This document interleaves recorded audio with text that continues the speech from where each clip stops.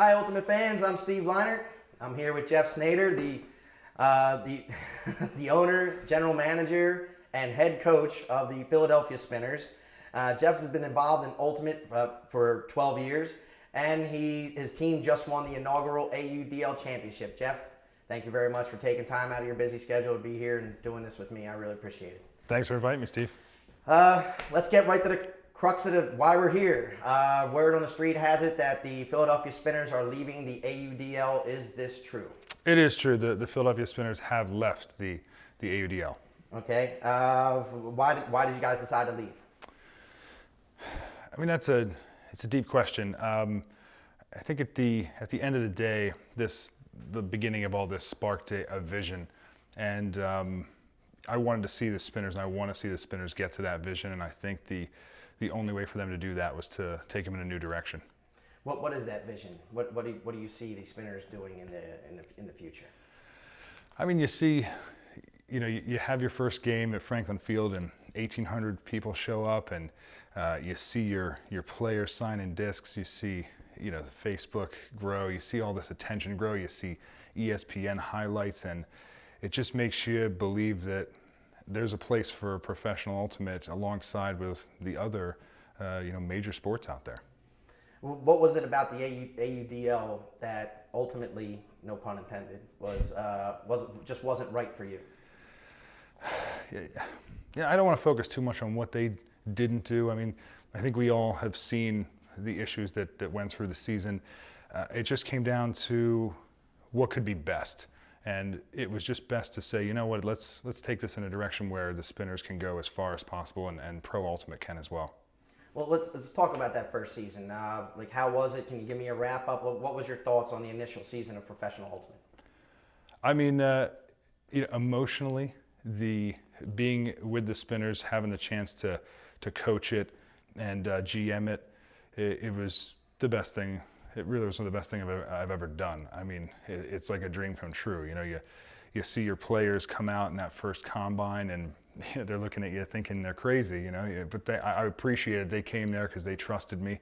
That I coached them for a while, so they said, let's see what he's got. And then 6 weeks later, they're in front of 1,800 fans. Weeks after that, they're on the team bus traveling back and forth. They're doing interviews. They're on the news.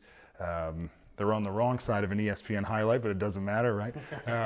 It was a heck of a catch. It was one heck of a catch. You got to give it to them. And you just see the whole thing go, and it was amazing. And then from a business point of view, as an owner, it was a wow moment to say this is viable. This is something that could happen. This is something that can work. It's kind of a little bit of dirty business here, but the AUDL is in litigation with the Connecticut Constitution and the Rhode Island Rampage. I guess to put it frankly, are you afraid of getting sued at this point in time for leaving the league? I mean, I think it's not probable. We signed a separate agreement about midway through the season with the AUDL that pretty much made us free agents. So the Spinners own the rights to the logo and our name, and that all happened because of the issues that were going on, and we had some foresight to say, look, if this is gonna go down the wrong road, we want to make sure we have a chance to choose which road we want to go down. So we're out clean. Take us through that first season. February 1st, I believe you became the owner. 2 months later, April 1st, you had pretty much the flagship franchise in the AUDL, one of the model franchise, if not the model franchise in the league. How did you go about building that? I mean, it was a little, not a lot of people know this story, but I was contacted, actually I reached out to the previous owners of the Philadelphia Spinners in early October. So we were just about to go to nationals that year, club nationals that year. With Southpaw, correct? With Southpaw, right. And got a relationship with them, two good gentlemen. And I agreed to do it, and a lot of big vetting process in there, but agreed to do it. And 3 days before the first combine, January 28th, the two owners decided they want to move in a different direction, and I think they moved even West Coast, and they said, look, we really don't want to do this anymore. We're just going to let it go. And it was at that point I'm 3 days away from from a combine. I have my players coming, and I have no owner. And I was presented with the opportunity to purchase the franchise, and I said, I just need to wait on that, because it's dangerous when you mix your business with your passion, because you can make foolish decisions. But sat down with my wife, and she said, what are you gonna do? This is what you love. You can't walk away from this. And having her support, and I said, yeah, let's go get this. So first thing to do was to get the right people in place, and that's what Philly had. We had the right entertainment crew and the right PR guy and the right marketing guy, and we just put them all together, and it was awesome. Well, let me just expound on that a little bit. I mean, the Philadelphia community, they could have said professional ultimate, fly girls, this isn't our cup of tea.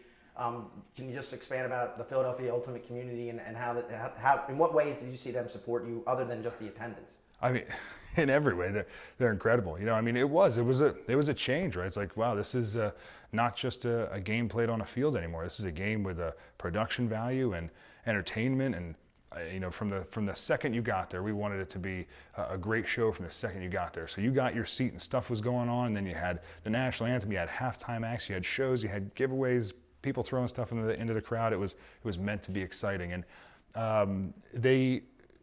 I'll always thank them, because they showed up and said, we'll give you the benefit of the doubt and we'll show up.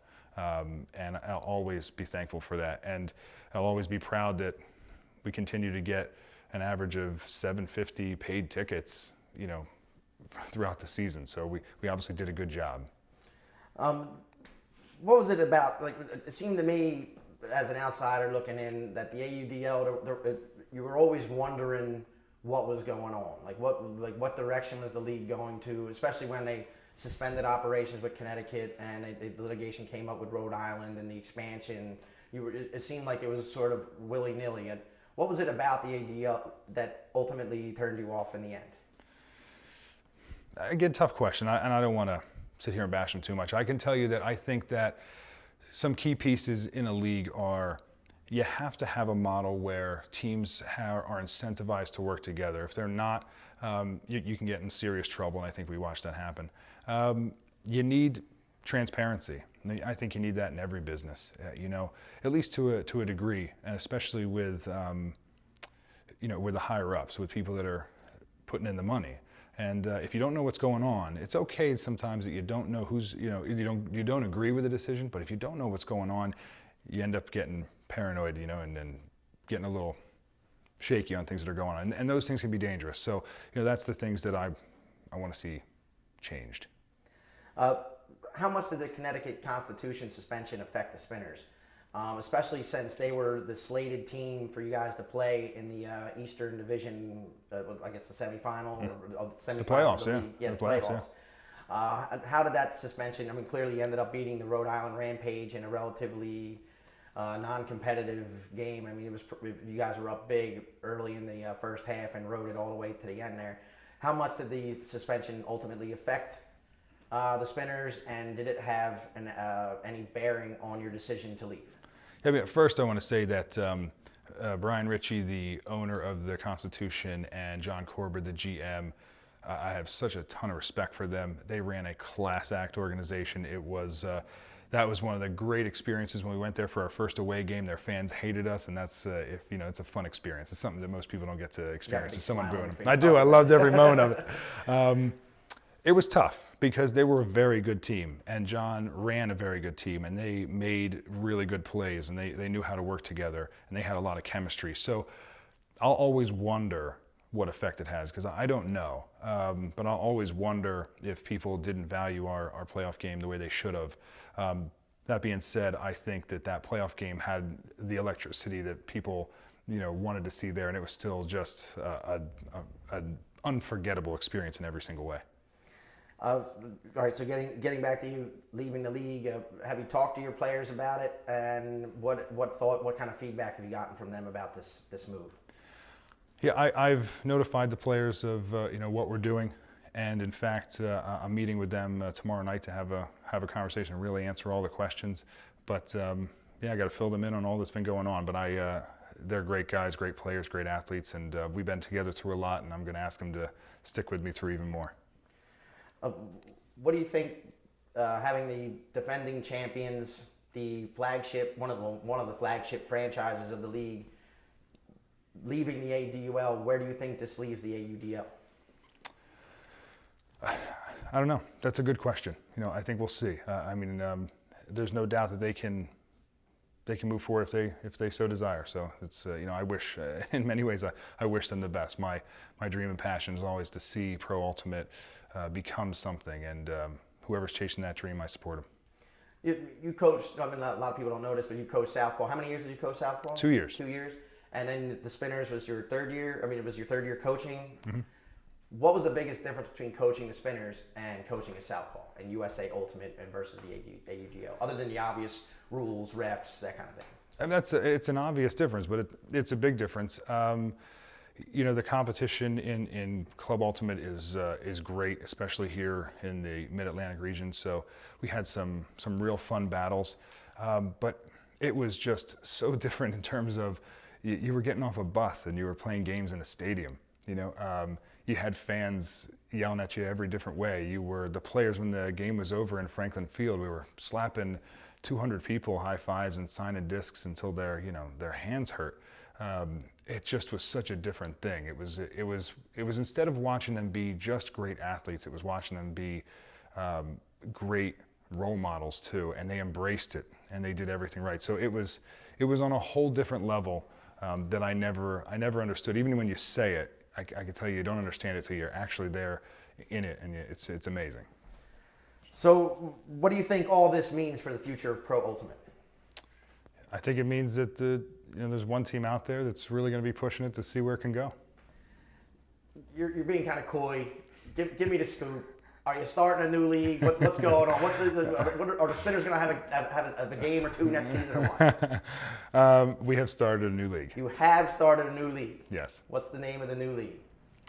I'm not going to get into everything right now, but I can tell you that Major League Ultimate will be here. Well, there you have it, Ultimate fans. It looks like there's more to come. It looks like the Spinners are going to live on. Stay tuned for some more breaking news coming. I'm Steve Lienert. I'm here with Jeff Snader, still the owner, a GM, and head coach of the Philadelphia Spinners. Major League Ultimate coming our way.